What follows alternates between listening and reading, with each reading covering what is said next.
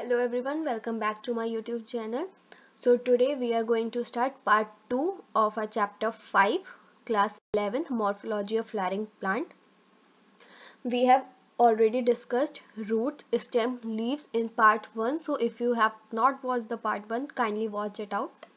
So let's start with our today's first topic, the inflorescence.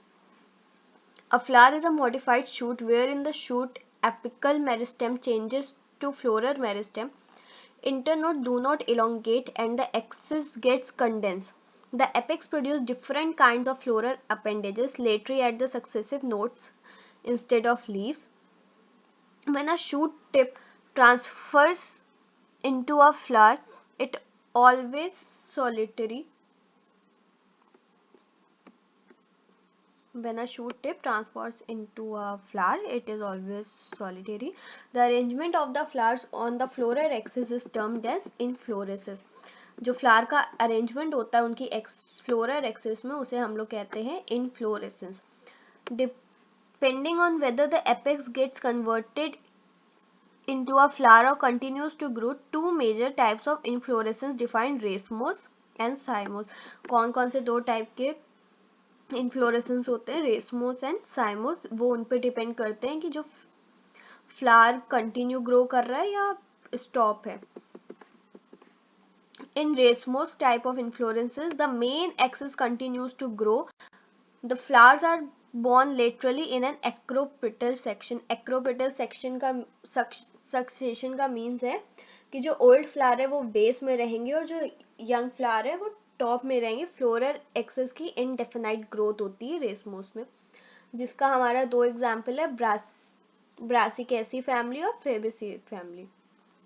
और साइमोस में क्या होता है, मेन ब्रांचेड मेन एक्सिस ही फ्लावर में terminates in a flower, hence it is limited good. साइमोस में जो ग्रोथ होती है वो लिमिटेड होती है और इसमें फ्लावर्स बेसिपिटल ऑर्डर में अरेंज होते हैं. बेसिपिटल मतलब ओल्ड फ्लावर जो होता है वो टॉप में होता है और यंग फ्लावर बॉटम में. और साइमोस के हमारे एग्जाम्पल हैं सोलेनेसी और लिलिएसी. तो रेसमोस में क्या होता है, जो ओल्ड फ्लावर होते हैं वो बेस पे होते हैं, यंग फ्लावर टॉप में होते हैं, उसे हम लोग कहते हैं एक्रोपिटल ऑर्डर. और साइमोस में क्या होता है, जो ओल्ड फ्लावर होते हैं वो टॉप में होते हैं, यंग फ्लावर बेस में होते हैं, उसे हम लोग कहते हैं बेसिपिटल ऑर्डर. अब हम लोग अपना आज का सेकेंड टॉपिक स्टार्ट करते हैं, that is flower. The flower is the reproductive unit in angiosperm. It is meant for sexual reproduction. Flower क्या होता है, एक रिप्रोडक्टिव यूनिट होती है हमारे एंजियोस्पर्म प्लांट्स में, जो कि सेक्सुअल रिप्रोडक्शन के लिए होता है. A typical flower has 4 different kinds of spores arrange successfully on the solo and end of the stock और पेडिसल कॉल्ड थैलामस और रिसेप्टिकल. These are calyx, corolla, androecium and gynoecium. Calyx, corolla are accessory organs while androecium, gynoecium are reproductive organs. In some flowers like lily, the calyx and corolla are not distinct and are termed as perianth. Lily like flower में क्या होता है, जो calyx Corolla होते हैं उनका colour same होता है, वो एक दूसरे से डिफ्रेंशिएट हम लोग उनको नहीं कर पाते, तो उसको हम लोग कहते हैं पेरियांथ. उस कंडीशन को हम लोग कहते हैं perianth. When a flower has both androecium and gynoecium, it is bisexual, and a flower having either only stamens or carpels, it is unisexual. अगर किसी फ्लावर के पास दोनों एंड्रोशियम एंड गाइनोशियम है उसे हम लोग कहेंगे बाइसेक्सुअल, और किसी फ्लावर के पास या तो एंड्रोशियम है या फिर गाइनोशियम है उसे हम लोग कहेंगे unisexual flower. In symmetry, the flower may be actinomorphic, radial symmetry, zygomorphic, bilateral symmetry. Flower की दो टाइप की सिमेट्री होती है, रेडियल सिमेट्री और zygomorphic symmetry. When a flower can be divided into two equal halves in any radial passing through the center, it is called actinomorphic. Example, mustard, datura, chili, etc. When it can be divided into two similar halves only in one particular vertical plane, it is zygomorphic. Example, pea, gulmohar, bean, etc. अब actinomorphic में क्या होता है, वो उसे हम लोग कहते हैं रेडियल सिमेट्री. जो फ्लावर होता है वो हमारे किसी भी सेंटर से एग्जैक्टली सेम ही कट आउट होता है. और जाइगोमॉर्फिक में क्या होता है कि एक वर्टिकल प्लेन से ही फ्लावर सेम पार्ट्स में डिवाइड होता है। जाइगोमॉर्फिक के एग्जाम्पल हमारे पी गुलमोहर बी, जिसे आप लोग ऐसे याद कर सकते पी गु बीका, और रेडियल सिमेट्री का हमारा एग्जाम्पल है मस्टर्ड चिली धतूरा, जिससे जिसे आप लोग याद कर सकते हैं MCD से। केसिया B. A flower is asymmetric irregular if it cannot be divided into two similar halves by any vertical plane passing through the center as in canna. कैना में क्या होता है कि फ्लावर की सिमेट्री इरेगुलर होती है, किसी भी प्लेन से वो सिमिलर डिवाइड हो ही नहीं सकता। A flower may be trimerous, tetramerous और pentamerous when the floral appendages are multiple of 3, 4, 5. अगर किसी की floral appendages 3 है तो वो trimerous कराएगा, 4 है तो टेट्रामेरस, 5 है तो पेंटामेरस। टेट्रामेरस के हमारे एग्जाम्पल होते हैं ब्रासिकाई फैमिली, डाइकॉट प्लांट। पेंटामेरस के एग्जाम्पल होते हैं हमारे फेबेसी और सोलेनेसी फैमिली, डाइकॉट प्लांट। ट्राइमेरस के एग्जाम्पल होते हैं Liliaceae, monocot plants. Flower with bracts, reduced leaf found at the base of the pedicel are called bracteate, and those with bracts without bracts are called ebracteate. जिन flowers में हमारे ब्राक्ट present होता है हम लोग कहते हैं ब्राक्टिएट, और जिसमें नहीं होते उन्हें कहते हैं ebracteate. Based on the position of calyx, corolla and androecium in respect of the ovary on thalamus, the flowers can be described as hypogynous, perigynous and epigynous. Ovary की पोजीशन कैसी है थैलेमस से, उससे हम लोग डिस्टिंग्विश करते हैं flowers को 3 पार्ट्स में, हाइपोगाइनस, पेरीगाइनस, एपीगाइनस। अब आप इन चीज को ध्यान से सुनिएगा। हाइपोगाइनस में क्या होता है, ओवेरी सुपीरियर होती है, और हाइपोगाइनस के क्या एग्जाम्पल होते हैं, mustard, China road, brinjal. MCB, hypogynous means ovary superior.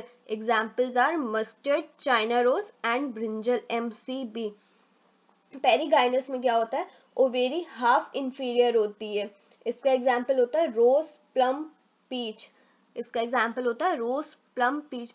और एपीगाइनस में क्या होता है, ओवेरी कंप्लीटली इंफीरियर होती है, इसका एग्जाम्पल होता है क्यूकम्बर, गुआवा, सनफ्लावर एंड रे फ्लोरेट। अब इसको हम लोग एक बार रेट कर लेते हैं। In the hypogynous flower the gynoecium occupies the highest position while the other parts are situated below it. The ovary in such flowers are said to be superior. Example mustard, china rose, brinjal. If gynoecium is situated in the center and the parts of the flower are located on the rim of the thalamus almost the same level, it is called perigynous. The ovary here are said to be half inferior. Example plum, rose and peach.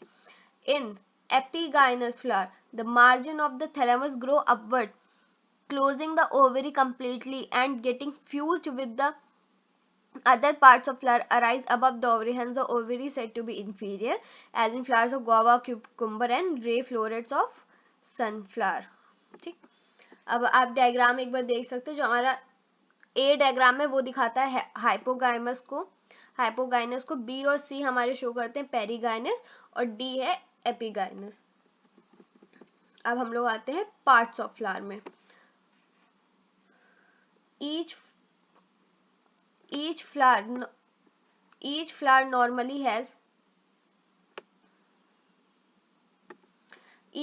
normally has 4 floral holes. Example wise calyx, corolla, androecium and gynoecium. तो सबसे पहले हम लोग पढ़ेंगे calyx. The calyx is the outermost hole of the flower and the members are called sepals.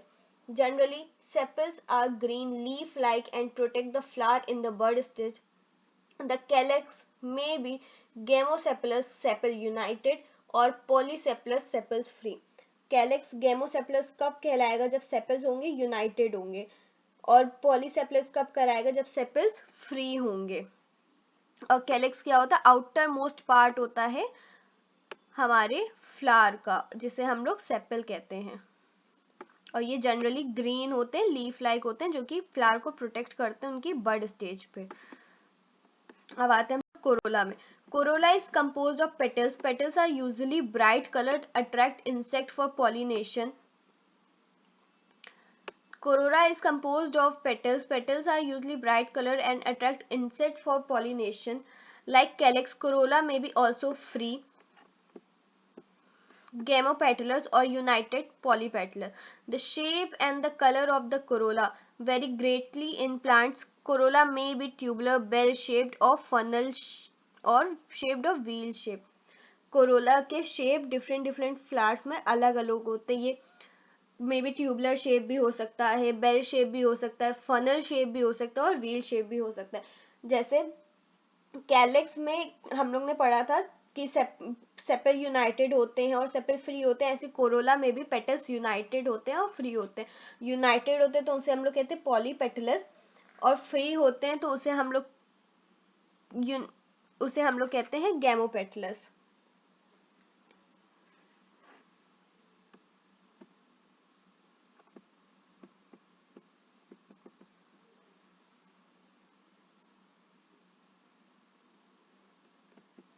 अब आते हैं हम लोग एस्टिवेशन में. The mode of arrangement of sepals of petals in a floral bud with respect to the other members of the same whole is known as estivation. Estivation क्या होता है? Arrangement of petals or sepals. Estivation is arrangement of petals or sepals. The main type of estivation are velvet, twisted, imbricant and vacillary. When sepals in a when sepals or petals in a whole just touch one another at the margins without overlapping, as in calotropis, it is velvet. तो velvet estivation का क्या example है? calotropis. इसमें क्या होता है कि जो होल्स होते हैं वो एक दूसरे को जस्ट टच कर रहे होते हैं मार्जिन पे. If one margin of the appendixes overlap next one, and so as in China rose and ladyfinger and cotton, it is called twisted. Twisted में क्या होता है? जो appendages होते हैं वो एक दूसरे को overlap कर रहे होते हैं, जो उनकी margin होती है वो overlap कर रही होती है. जैसे China rose, ladyfinger and cotton. इसे हम लोग कहते हैं twisted estivation. If the margin of the sepal and petals overlap one another but not in any particular direction, as in cassia and gulmohar, तो उसे हम लोग कहते हैं imbricate estivation. Imbricate estivation में क्या होता है?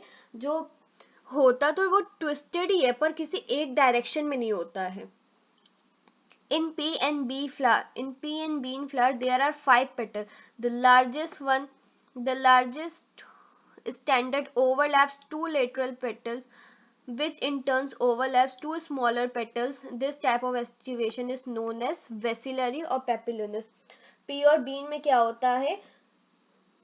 उसमें 5 पेटल्स होते हैं. जो लार्जेस्ट होता है जिसे हम लोग स्टैंडर्ड भी कहते हैं, वो 2 लेटरल को ओवरलैप करता है जिन्हें हम लोग विंग्स कहते हैं. Which in turn overlap the 2 smallest anterior petals जिन्हें हम लोग कहते हैं कील. और इस टाइप की एस्टिवेशन को हम लोग कहते हैं वेसिलरी एस्टिवेशन. ये डायग्राम्स है आपके एस्टिवेशन के. फर्स्ट वाला वेलवेट है, सेकंड ट्विस्टेड, थर्ड इम्ब्रिकेट और फोर्थ वेक्सिलरी. ये जो हमारा ये वाला पेटल है इसे हम लोग कहेंगे स्टैंडर्ड पेटल. ये है विंग और ये है कील. अब हम लोग आते हैं एंड्रोशियम में. Androecium is composed of स्टेमन. Each stamen which represent the male reproductive organ consists of a stalk or a filament and an anther. Androecium is composed of a androecium stamen का बना हुआ होता है. each stamen क्या represent करती है? Male reproductive organ जिसमें stock होती है और फिलामेंट और एंथर होता है. each anther is usually bilobed and lobe has 2 chambers. The pollen sacs. The pollen grains are produced in pollen sacs. A sterile stamen is called staminode. Sterile stamen को हम लोग क्या कहते हैं? Staminode. Stamens of flower may be united with other members such as petals or among themselves. When stamens are attached to the petals, they are epipetalous, as in brinjal. जब stamens attach होते हैं petal से उन्हें हम लोग कहते हैं epipetalous. इसका एग्जाम्पल है ब्रिंजल. और epiphyllous when attached to the perianth as in the flower of lily. जब पेटल से अटैच होते हैं उसे हम लोग कहते हैं एपीपेटलस. जब पेरियंथ से अटैच होते हैं उसे हम लोग कहते हैं एपीफाइलस. और पेरियंथ का अभी तक हम लोग ने एक एग्जाम्पल पढ़ा जो कि लिली. तो एपीफाइलस कंडीशन हमारी लिली के ही फ्लावर्स में देखी जाएगी. The stamens in a flower may either remain free, polyandrous, may be united in varying degree.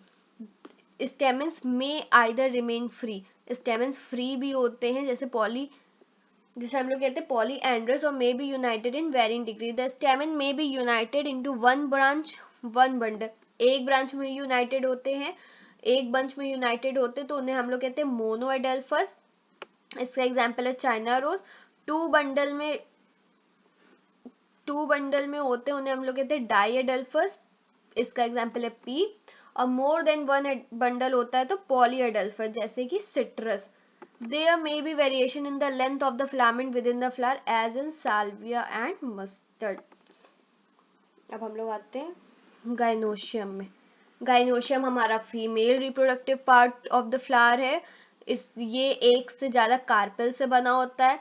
Androecium स्टेमन से बना होता है एंड गाइनोशियम कार्पेल से। The carpel consists of three parts mainly: stigma, style, ovary.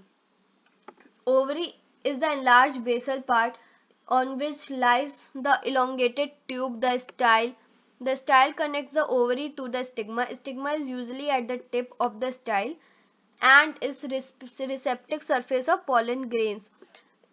Stigma क्या होती है? Style की tip पे होती है, जो कि पॉलन ग्रेन्स को कलेक्ट करती है। ईच ओवरी बियर्स वन और more ovules attach to a flattened cushion like placenta. Each ovary के पास क्या होते हैं? एक से ज्यादा ओव्यूल होते हैं, जो कि एक फ्लैटेंड कुशन लाइक प्लेसेंटा से अटैच्ड होते हैं।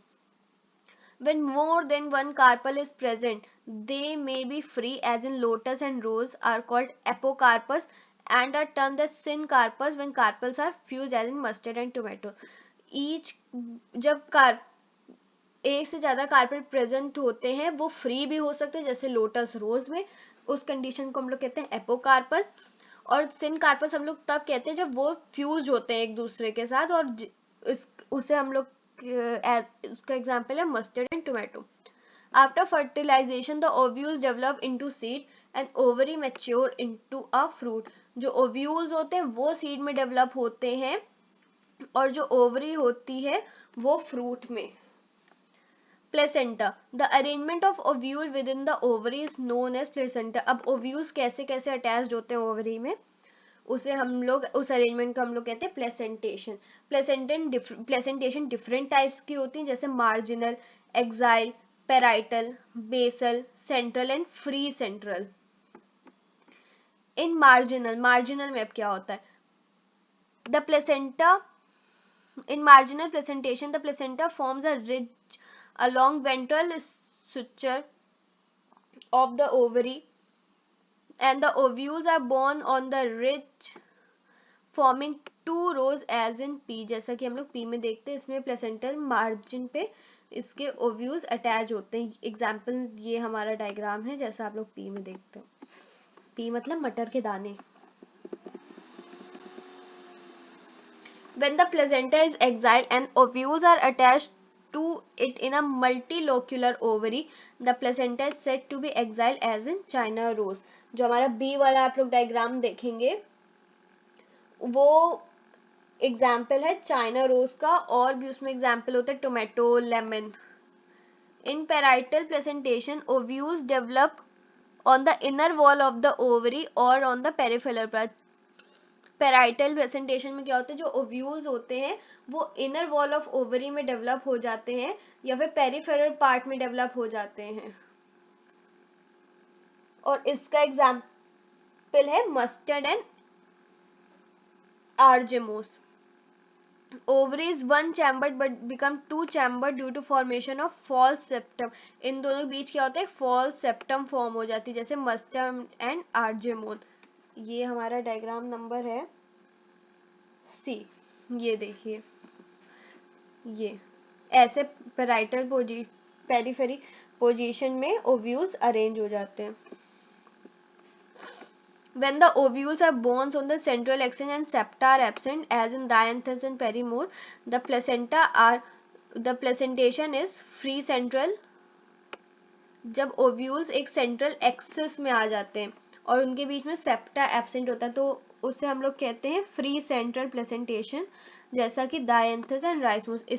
इसमें जो ओव्यूल्स होते हैं वो एकदम बीच में आ जाते हैं और कोई सेप्टा नहीं होता इन सब के बीच में।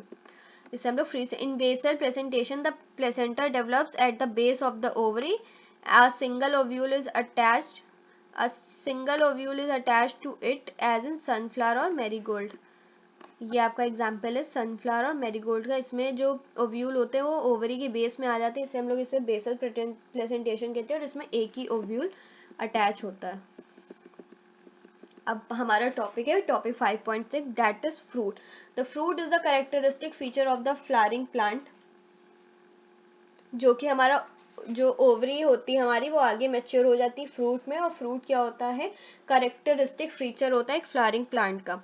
इट इज अ मैच्योर और रिपेंड ovary developed after fertilization. If a fruit is formed without fertilization of the ovary, it is called parthenocarpic fruit.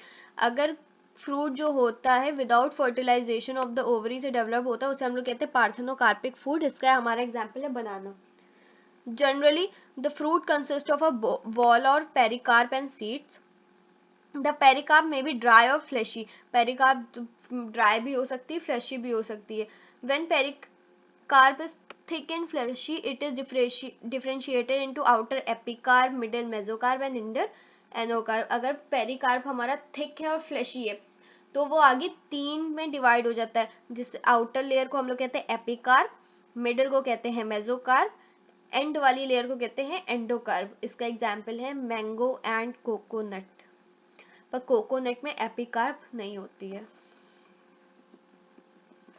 In mango and coconut the fruit is known as drop fruit, drupe. Mango और coconut को हम लोग कहते हैं drupe fruit.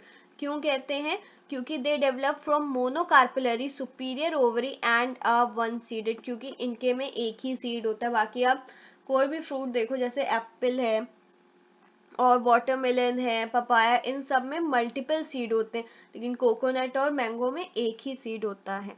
जिसमें एक seed होता है उस फ्रूट को हम लोग कहते हैं ड्रूप, और वो मोनोकार्पेलरी सुपीरियर ओवरी से डेवलप होता है।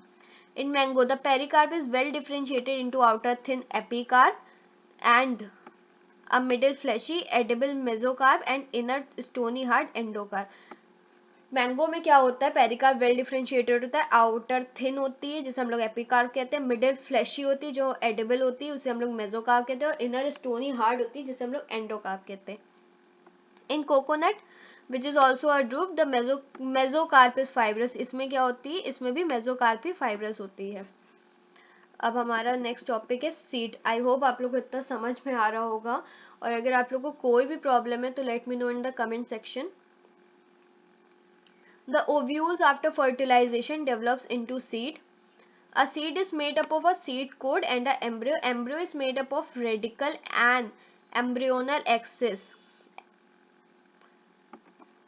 and one as in wheat or maize, और two cotyledon as in gram और pea। अगर one cotyledon है तो one cotyledon का एग्जाम्पल है wheat maize और two cotyledon का एग्जाम्पल है gram pea। Structure of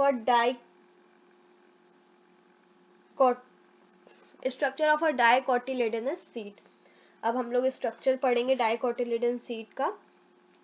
The outermost covering of the seed is the seed coat. The seed coat has two layers, the outer testa and the inner tegmen. Seed coat की दो layer होती हैं, outer होती है testa, inner होती है tegmen. The hilum is a scar on the seed coat through which the developing seed were attached to the fruit. Hilum एक scar होता है सीड कोट पे जिसके थ्रू डेवलपिंग सीड अटैच होती है फ्रूट से। Above hilum is a small pore called micropyle. Hilum के above एक स्मॉल पोल होता है जिसे हम लोग कहते हैं micropyle. Within the seed the coat is embryo consisting of an embryonal axis and two cotyledons। Seed के अंदर जो कोट होता है वो एम्ब्रियो होता है जो कंसिस्ट होता है एम्ब्रियोनल एक्सिस और टू कॉटिलेडन। ये स्ट्रक्चर है आपका डाइकोटिलेडन सीड का। ये आपका माइक्रोपाइलाइड है, ये हाइलम है और ये सीड कोट है। दो कॉटिलेडन होते हैं, प्लूम्यूल होता है, रेडिकल होता है। रेडिकल से हमारी रूट डेवलप हो जाती है और प्लूल से हमारा shoot system. The cotyledons are often fleshy and full of reserve food materials. At two ends of the embryonal axis are present the radicle and the plumule. In some seeds, such as castor, the endosperm formed as the result of double fertilization is a good storing tissue. In plants such as bean, gram and pea, endosperm is not present in mature seed, as such seeds are called non-endospermous. कुछ seed जैसे कि कैस्टोर में क्या होता है, endosperm double fertilisation से form होता है और वो बहुत ही अच्छा फूड स्टोरिंग टिश्यू होता है. In plant such as bean, gram and pea, endosperm is not present, उसमें एंडोस्पर्म नहीं होता है मैच्योर सीड्स में, और उन सीड्स को हम लोग कहते हैं non endospermous seed. Structure of monocotyledonous seed. Generally, monocotyledonous seeds are endospermic, but some, as in orchids, are non-endospermic. Generally क्या होता है, monocotyledonous seed endosperm होती है, पर कुछ orchids हैं जैसे उसमें non-endospermic भी होती है. In the seeds of cereal, such as maize, the seed coat is membranous and generally fused with the fruit wall. जो कुछ सीरियल्स होते हैं जैसे कि मेज में सीड कोट क्या होता है, मेम्ब्रेनस होता है और जनरली फ्रूट वॉल से फ्यूज्ड होता है. The endosperm is bulky and store food. Endosperm bulky होता है और फूड स्टोर करता है. The outer covering of the endosperm separate the embryo by proteinous layer called aleurone layer. The embryo is small and situated in a groove at the one end. It is consist of one large and shield-shaped cotyledon known as scutellum and a short axis with the plumule and the radicle. The plumule and the radicle enclose in sheath, which is called coleoptile and coleoxera. जो radical और प्यूम्यूल होते हैं शेट में covered होते हैं, enclose होते हैं, जिसे हम लोग कहते हैं कॉलियोप्टाइल एंड कॉलियोजेरा रिस्पेक्टिवली. और एम्ब्रियो जो होता है वो स्मॉल होता है और ग्रूव में सिचुएटेड होता है वन एंड के एंडोस्पर्म के, और it consist of one large shield shape cotyledon. Endosperm के बाद एक one large shield shape cotyledon होता है जिससे हम लोग कहते हैं स्क्यूटेलम.